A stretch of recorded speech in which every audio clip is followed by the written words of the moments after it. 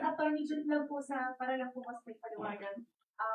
Kanina gusto ng prosecution na i-avail ng Vice President and then defense and then the Senate President, the presiding officer made a ruling na hindi nyo kinakailangan. Pwede nang pong pa-expound ang ruling ng presiding officer na unnecessary. Apo. Marami pong basehan po yan. No? Unang-una yung mga previous impeachments po, hindi na po binasa yung articles of impeachment. Kahit yung naalala nyo rin po yung last year, hindi rin po.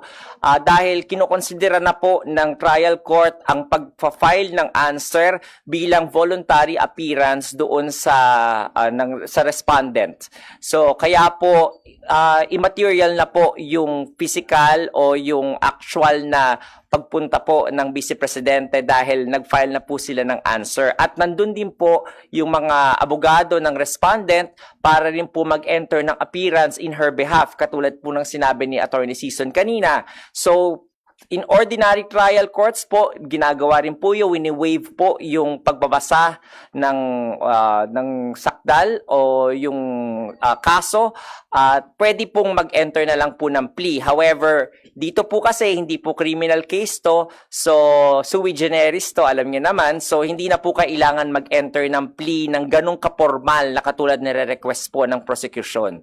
Kaya po kinonsidera na ng korte na sufficient na po ang pag-attend at saka po pagpa-file ng answer bilang voluntary appearance ng respondent. The Vice President cannot be compelled.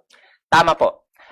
Cannot be compelled to attend. One, because meron po siyang right against self-incrimination under the Constitution.